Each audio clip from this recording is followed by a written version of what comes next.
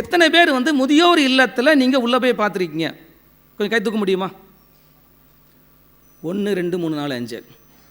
Okay, நீங்கள் ஒரு முதியவராக ஸ்தானத்துக்கு வந்த முறைக்கு நீங்கள் போயிருக்கலாம். ஆனால் 50 வயது உள்ளவர்கள் நீங்கள் திருப்பி கேட்டிங்கன்னா முதியோர்களும் படிப்பாங்க. ஆனால் முதியோர் இல்லத்தில் போய் சேவை புரியும் போது ஒரு பெரிய இருக்கவே இருக்காது. ஆனால் இந்த இடத்துல வந்து முதியோர் இல்ல சேவைன்னு சொல்லி அந்த முதியோர்களுக்கு வந்து பார்த்திங்க அப்போ என்ன பண்ணுவாங்க, உள்ளே போயிட்டு சுத்தப்படுத்தி அவங்களோட பேசி அவங்களுக்கு தேவையான உணவுகளை செஞ்சு கொடுத்து வராங்க. Service service service service service என்பது தான்.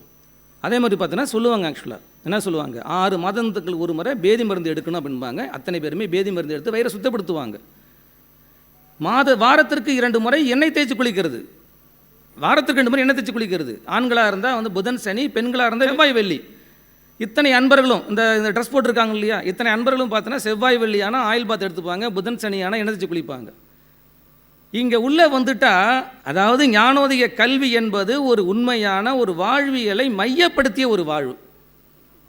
இதில் வந்து வயசு வித்தியாசம் கிடையாது. அத்தனை பேருமே இதில் ட்ராவல் பண்ணலாம்.